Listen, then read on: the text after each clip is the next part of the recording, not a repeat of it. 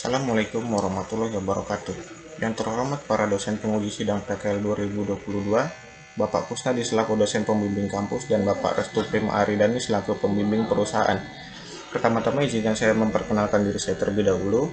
Nama saya Emil Mutakin dengan NIM 1903311047. Judul PKL yang saya ambil adalah meminimalisir pemadaman akibat pemeliharaan gardu distribusi dengan metode tanpa padam di PT PLN Ciputat.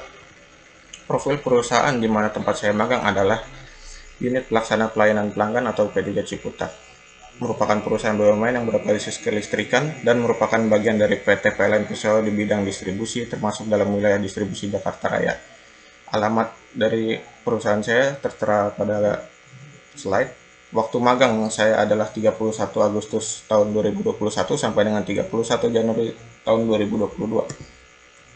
Elemen pembahasan yang akan saya bahas kali ini adalah yang pertama latar belakang, yang kedua merencanakan pekerjaan pemeliharaan, yang ketiga menyiapkan pelaksanaan kegiatan pemeliharaan, yang keempat melaksanakan kegiatan pemeliharaan, yang kelima evaluasi data hasil pekerjaan pemeliharaan.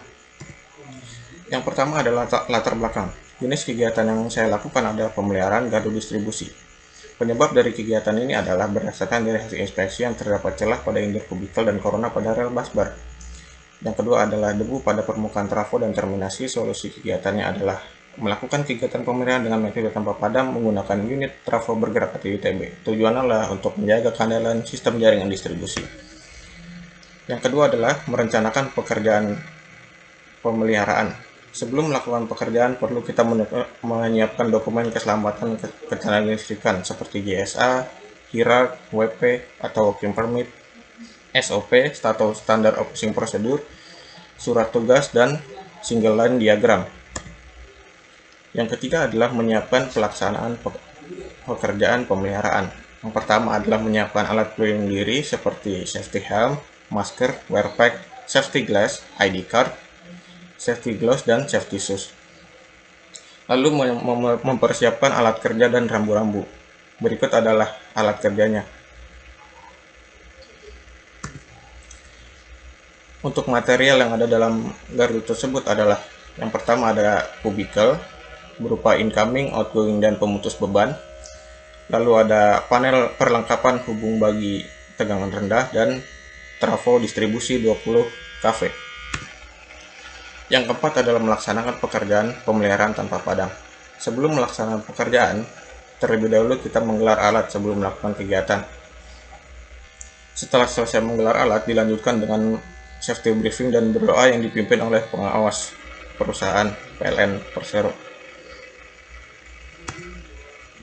Berikut adalah proses pemeliharaan gardu distribusi tanpa padam. Gardu yang saya lakukan pemeliharaan yaitu gardu di CP504. Setelah melaksanakan briefing, lalu pengawas meminta izin untuk melakukan manuver tegangan. Setelah manuver tegangan selesai dilakukan pengecekan menggunakan high voltage detector. Lalu setelah dipastikan aman, maka pekerjaan dapat dilaksanakan. Pekerjaan dilakukan pada bagian kubikel,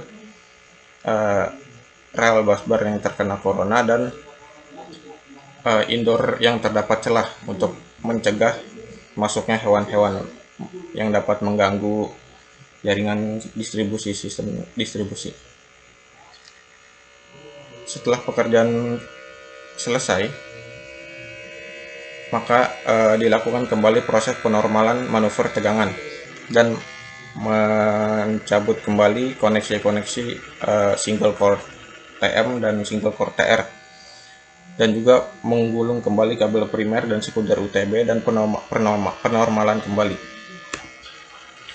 Untuk evaluasi data hasil pekerjaan yang didapat adalah pengukuran tegangan pada panel hubung bagi tegangan rendah, yaitu sebesar antara 220 sampai 230 untuk tegangan rendah, 380 sampai dengan 400 untuk tegangan rendah 3 fasa. Didapatkan hasil pengukuran tegangan, beban arus, daya trafo yang dipakai, dan juga persentase daya trafo. Untuk trafo yang dipakai pada gardu tersebut adalah trafo 630 kVA dengan jumlah beban per fasa untuk fasa R ada 267 ampere, fasa S 313 ampere, fasa T 538 ampere, dan fasa N 297 ampere. Jumlah beban per fasa yaitu 28,8% untuk fasa T, 32,6 untuk fasa S, 56,2 untuk fasa T, dan 31 untuk fasa N. Daya trafo yang terpakai adalah 259,21 kVA, dan persentase daya trafo yang terpakai adalah 41,14%. Dapat disimpulkan bahwa pemakaian masih dalam keadaan baik karena masih di bawah 80% untuk daya trafo yang terpakainya.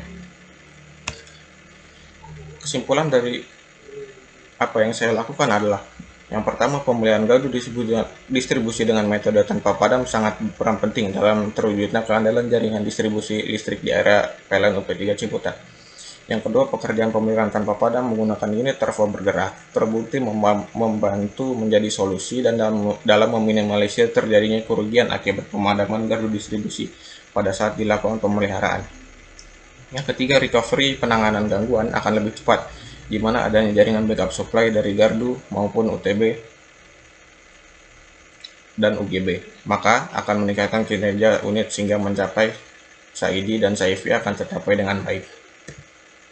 Itu saja yang dapat saya sampaikan, kurang lebihnya mohon maaf. Wassalamualaikum warahmatullahi wabarakatuh.